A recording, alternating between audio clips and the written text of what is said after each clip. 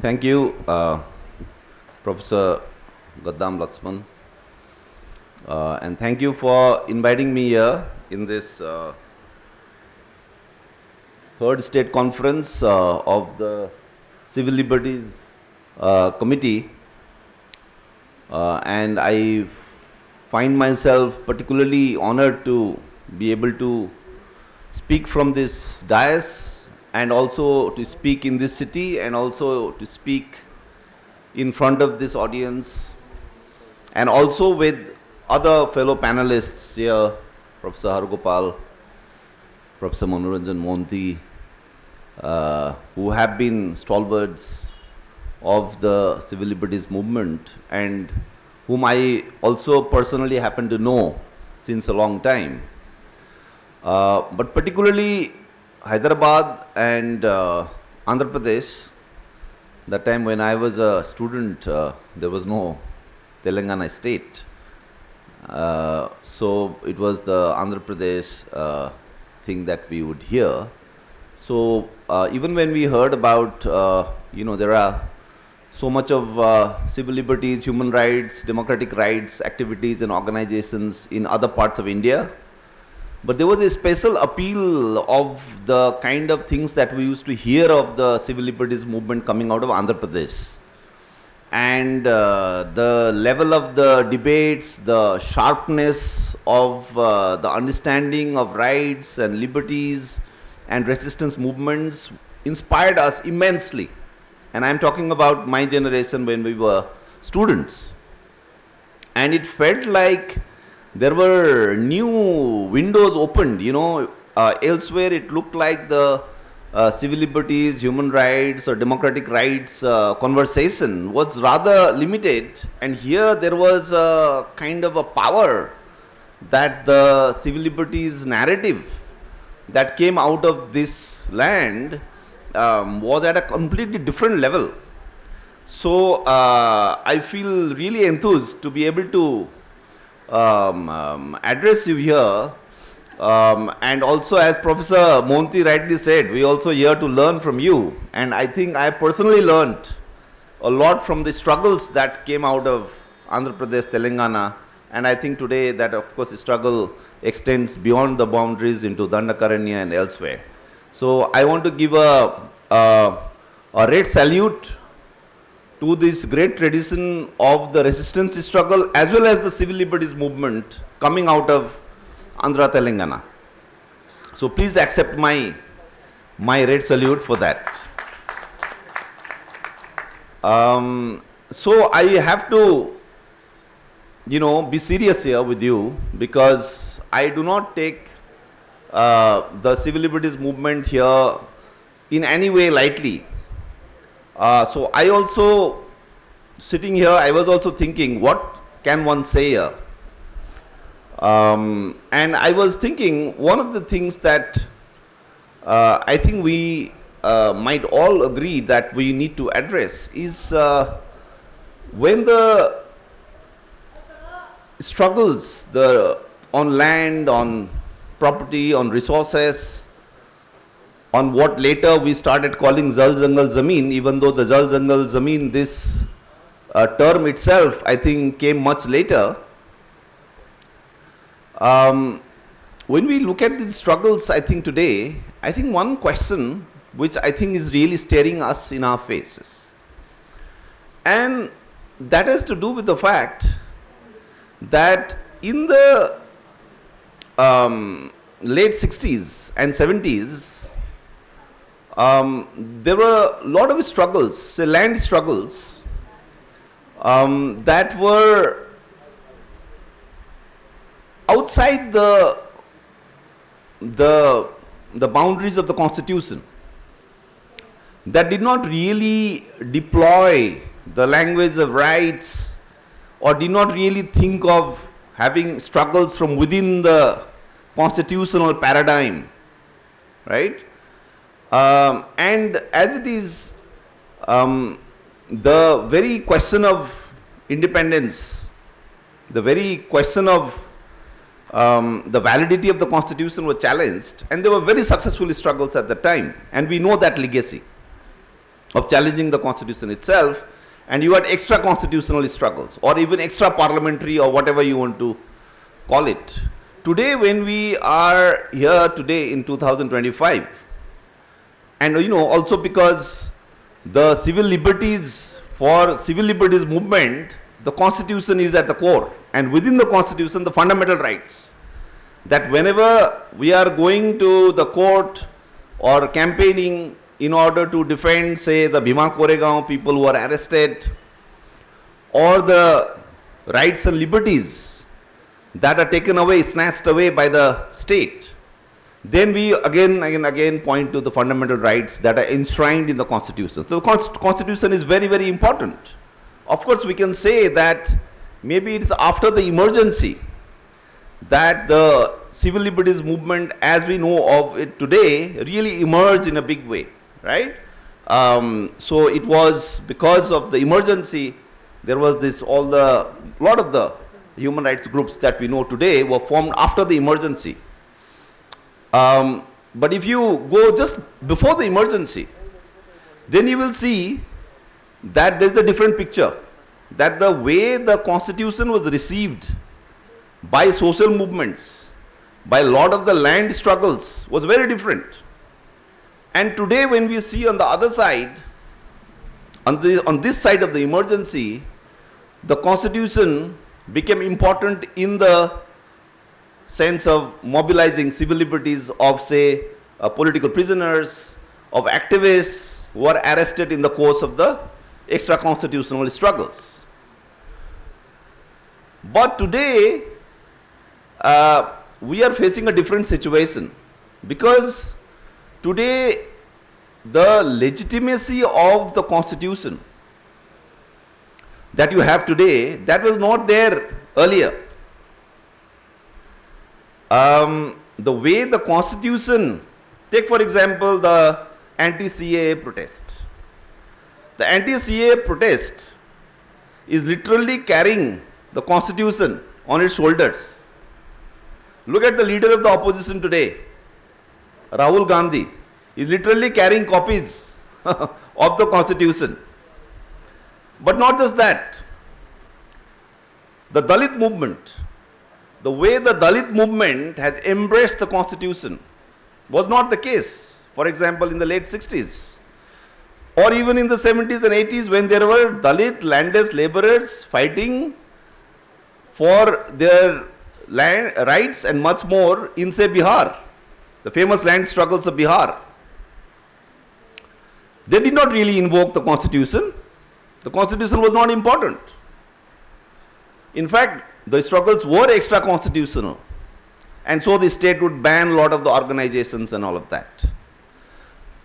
So that time we had a particular formulation that if you have to do a particular kind of a struggle in this country, particular kind of resistance, then the core of the struggle would be outside the mandate of democracy and constitution, outside of mainstream democracy. And yet the civil liberties movement after the emergency would mobilize, use the constitution wherever that was needed. So there was this kind of the core struggle would be outside the parameters of the constitution, but the civil liberties, the democratic rights movement after the emergency would be mobilizing specific clauses of the fundamental rights, Article 14, 15, right to life, liberty, and all of that. So that is the kind of scenario which continues for a long time, and that is, I think, what we are used to, and that is the kind of framework and understanding and approach within which the APCLC is formed, within which the CLC is formed, within which the PUDR is formed, within which the PUCL is formed. But today, do we need to revisit some of those formulations? And this is a call not just to the civil liberties movement, but this is a call also to the core resistance movements that are going on outside the parameters of the constitution. What are they thinking? So, if the constitution today, surprisingly, because a lot of us were thinking that as Indian democracy goes on one decade to the next, the delegitimization of the true class character of this democracy and constitution would be more and more exposed.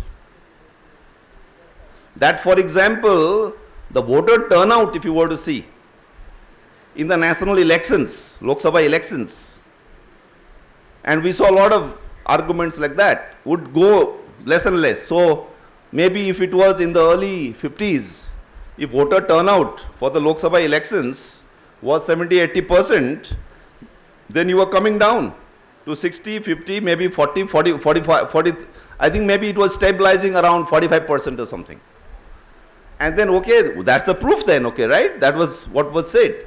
That the trust in democracy as a whole, in the democratic process, as in the electoral democratic process, because democracy is a larger word, you know, in the electoral democratic process of India, that trust is not there. So it makes perfect sense to have struggles outside of it. But as you can see, and also particularly today with all these things about SIR and electoral rolls being revised and our names are missing, so the best we can do is like get our name there. There is a kind of a cult of the constitution now. Right? It's a cult of the constitution. In fact, today where is your Indian constitution book here? I want to ask the CLC. You should have had a huge Indian constitution ka photo and the preamble ka photo here. You don't have it, you know, and I'm not complaining. I think, trying to say that maybe it's good that you don't have it. It's good that you don't have it. But are we correct in saying this? Am I correct in saying this? That is also a question I think we need to ask, that this fetishization, this cult of the constitution.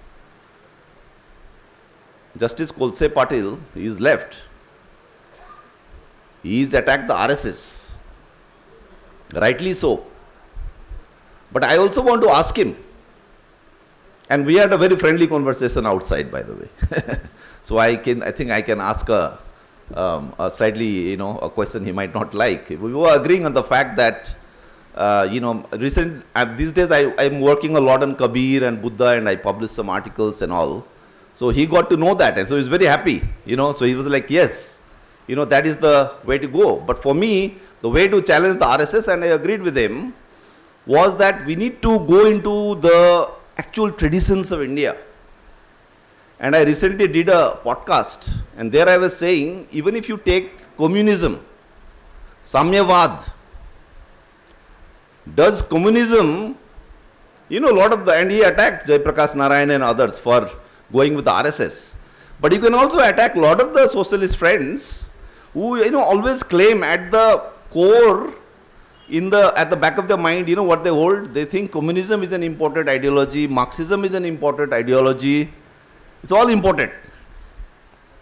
Right? But then I want to ask that, have we really addressed that question?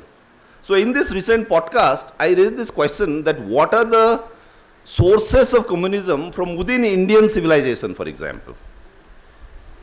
Right? So if you look at the work of Rahul Sankirtan, for example, you will see that communism, the idea, need not necessarily come from Marx or from Lenin.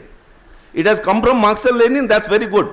But independently of Marx and Lenin, does Indian society, going back to wherever you want to go to, Jain tradition, Buddhist tradition, or Vedic tradition, that is a pre-axial, pre-Upanishadic Hinduism, Vedic society that was there, right?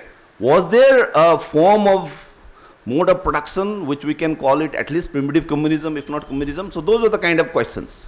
Anyways, my question to Justice Kolse Patil would also be, but we attack the RSS, but that does not mean that we again end up fetishizing the constitution, because which is the period in which we are going through now, and for different reasons. Rise of right wing, rise of Modi, rise of fascism, so United Front, so in which we don't talk about the differences within the liberal and different left groups. We all come together under the constitution. right? For these different reasons. But that might be a contextual reason because Modi government is in power, RSS, BJP government is in power. But the deeper thing that you see at the social level, the fact that caste groups, and caste struggles are so important. The fact that for the caste struggle, the constitution has become so important. And they are not saying, Dalit groups are not saying that constitution is important within the paradigm of civil liberties. No, they don't care about your civil liberties movement there. How many Dalit groups are actually saying, oh yeah, these are the people, let's go there, we are converging because civil liberties also talks about constitution, we also talk about constitution. No. And I think that's where there's also a big gap there, right? That you are mobilizing constitutional rights at the end of the day. But the legitimacy of the constitution has gone much deeper today. The legitimacy of electoral democracy has gone much deeper, as you can see from, someone like Justice Kolse Patil, and he is correctly catching the mood. So, in this context, where in some senses you can say that we have more allies, right? If you are talking about the, the fundamental rights of the individuals enshrined in the constitution, you have more allies in the Dalit movement. But still, it looks like the civil liberties movement is still going on its own track, and the Dalit movement, minorities movement, that is kind of different. Even though, of course, we all go. I mean, we all participated in the anti-CA protests, all of that you are doing. But I think there is this gap. So I think the thing that I want to raise here, and of course it won't be, I won't be able to complete my thought process here for lack of time, and also we have a plane to catch. Both of us, Professor Monti and I, will be going back. The other thing I want to highlight here is also, there is a global change in imperialism, in the character of imperialism. And the character of imperialism changing means that your civil liberties, let me give you a small example. Take for example, Professor Monti mentioned the victory of Mamdani in New York. Now a lot of the people voting for Mamdani in US are South Asians, are people from third world countries. Our villages, our towns, from there people are going in droves abroad and becoming immigrant workers. If your struggle is an anti-feudal struggle based in the rural areas, from where the able-bodied men have all left, and from Andhra how much there is a drain outside. We're talking about Chhattisgarh. Soni Sori is here. You might have heard in Chhattisgarh there is a Mulvasi Bachao Manch. Do you know Mulvasi Bachao Manch? It actually stands for the change in the class relations in Bastar. That there is a section of educated, mobile phone using, Aadhaar card carrying Adivasi youth that has emerged. And they will do a different kind of a struggle. And it is partly connected to that Mulvasi Bachao Manch has emerged. Otherwise, the question of Jal Jangal Zameen has been there for a long time, and the struggle has also been there for a long time in Bastar. But the fact that something like Mulvasi Bachao Manch emerges only around 2021 says a lot about the changing relations. So just as global imperialism, why I am saying, because in the West, the way in which the working class composition in the West is full of working class from your villages, from your towns, and the number of Telugu cyber coolies, cyber workers in US, that, lot of them are getting killed and all of that, right? So lot of your people are there, and they are doing the struggle there for democracy and voting for Mamdani. But that also has an impact here. So the very nature of imperialism changes. So in this kind of a globalized, where even the someone from deep inside the forest, deep inside the village is so global. So in that kind of a scenario, a constitution-based struggle becomes more important, because the discourse of rights, the discourse of even social justice that is there in the constitution, that is legible across borders, rather than when you are trying to have a struggle based there, on there, without using the language of rights and liberties. So there are these different changes. So I think, to me, it looks like that the civil liberties movement, how does one address to this new reality that is there in front of us? And as you know, in Andhra, you had the famous Sunduru massacre, right? And civil liberties has also been there. The Sunduru massacre, atrocities in Dalits, and you have been there. I think those traditions, I think, should really come to the fore now. In fact, it's already kind of late, but that kind of, that portion of civil liberties, so not just what the state is doing, for example, to arrested activists, and I think there is a bit too much emphasis on that. You know, there's too much emphasis on civil liberties in that narrow sense. But if we were to even to address that question of defending arrested political prisoners, right? Even to do that, you will strengthen your base if you have a larger connect with, say, caste struggles. And how does civil liberties really relate to that, and also be part of those other caste struggles? So I think we need to take a call on this. The last point that I want to highlight here is the question of, you know, I told you just before the emergency, if you see, in India, the courts on which we rely so heavily, the constitution and the constitutional courts, the higher courts in fact. So High Court, Supreme Court. So for example, a case like that of Sai Baba. Finally, we always debated in the case of Sai Baba whether we want to take the case to the Sessions Court or do we want to directly go to the High Court and Supreme Court. But overall, now see the Omar Khalid case that is going on. And somewhere we want to get these big lawyers like Kapil Sibal and others and directly get a thing from the Supreme Court. The Sessions Court, the lower courts, somehow, I mean, have we given up the struggle at the level of the lower courts? You know, what is going on in the lower courts? Remember in Chhattisgarh, you had the Jaglag and all, they went there. But I don't know, for some reason it didn't work. So that overemphasis on the higher courts that we are doing. And I just want to tell you, and this is the last point, connected to this, is that, you see, before emergency, the higher courts, by the broad left progressive sections, the higher courts were regarded as absolutely feudal and highly capitalist. In fact, that time you will see a lot of undivided Communist Party CPI leaders saying we should never go to the courts. Because courts, the judges are all upper caste and they all defend the rights of the landlords. So what should we do? Parliament was the main basis.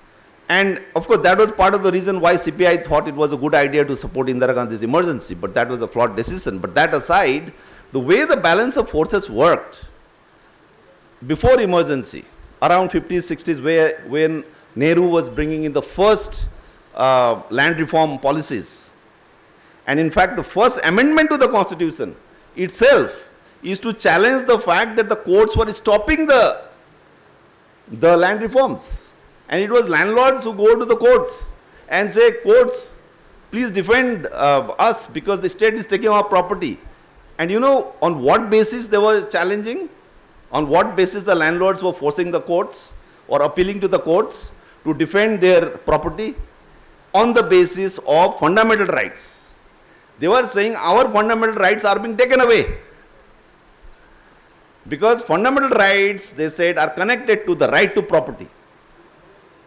So today, and then 1973, Kesavananda Bharati judgment came, and they said, oh, fundamental rights is the basic structure of the constitution. You cannot touch it. And do you know, one of the key architects of the Kesavananda Bharati judgment, Palkhiwala, Nani Palkhiwala was an out and out defender of capitalist property relations. So all that I am telling you is the irony of how before emergency the broad left democratic forces considered the courts, the higher constitutional courts, as the bastion of feudalism, as the bastion of capitalist property. But today, later, everything changed, right? So I think we need to closely observe the kind of career of even the constitution as we come along in this democracy, right? And whether the constitution, constitutional struggles, what is its status really, also changes with the changing balance of forces. And in fact, I remember, Nehru giving a speech in, I think, 1951. He defending the amendment. They were doing the amendment to the constitution and they brought the 9th schedule. So they said this change, taking away property of landlords, let's put that in the 9th schedule, then the courts cannot challenge that, saying that the fundamental rights are being taken away of the landlords. So that's how the 9th schedule was born. In that speech that Nehru is giving, Nehru says a very interesting thing. These days all the progressive left want to quote Nehru, but let me quote Nehru against the progressive left here. Against those who fetishize the constitution, You don't know what Nehru said.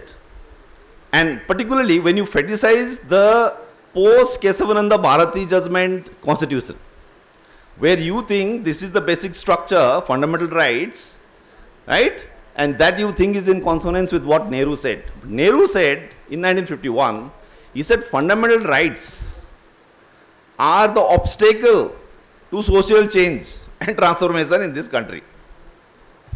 He said fundamental rights are leading to static social relations in this country. So fundamental rights are the problem. That is Nehru.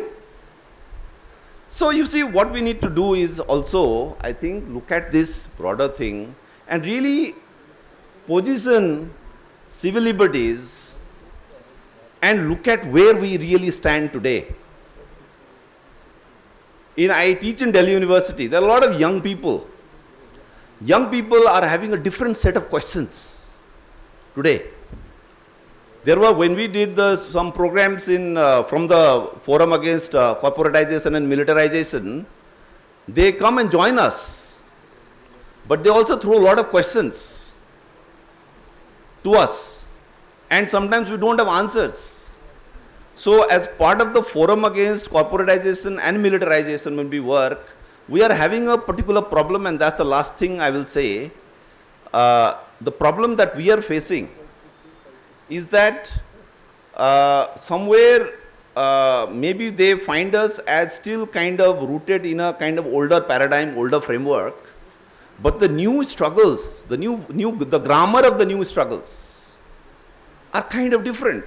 So recently what happened was there was a lot of repression on the Forum Against Corporatization in Delhi, on our forum, as well as other very young activists, and you might have heard about it. They were picked up illegally by the Delhi police, taken to the Delhi special cell and tortured, interrogated. Young students like 20, 21 years old, BA first year, BA second year students, just come and abducted and taken and kept for a week. They were tortured, their faces were put into the toilet pot, they were threatened. One of them, he was also given a threat of encounter killing, that we will encounter you. There was total harassment in Delhi among our own activists who are doing the forum work, who are part of the students' organization there. And we just did not know how to respond to that because it was completely illegal. There was no FIR, nothing. It was like an abduction and interrogation. You tell what are your connections, who are the people that you are meeting. So this is the repression that we faced, and unfortunately, lot of the other sections from within the broader democratic civil liberties movement, we found their response also quite lacking. And I think we also should ask why such a thing happened. What was this lapse? Why this gap, even within the civil liberties movement? But in any case, we will go on forward with the struggle. The struggle continues. There is nothing called the struggle doesn't end. The resistance goes on. The 1 year ban on the Mulwasi Bachao Manch in Chhattisgarh is coming to an end very soon. Madam Soni Sori will tell you more. And we also have to, if the ban is lifted on the Mulwasi Bachao Manch, that will be very good. Our friends in the Mulwasi Bachao Manch, very, very young people like Raghu, they are in jail, and I think Raghu has also come and spoken from this dais. Amazing young educated Adivasi leader he is. So we should fight for their release, and keeping Raghu in mind, Raghu particularly because we work so closely with him.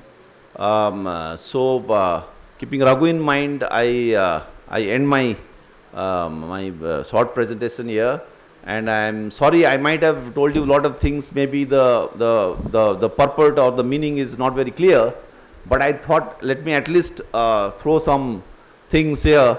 But we'll carry on the conversation hopefully in the coming days. In fact, I was telling Professor Gaddam that we came all the way from Delhi. We also want to have a more intense conversation, maybe in a room among a smaller number of people, so that we really know what is going on, because it does look like we are in a kind of a crossroads today.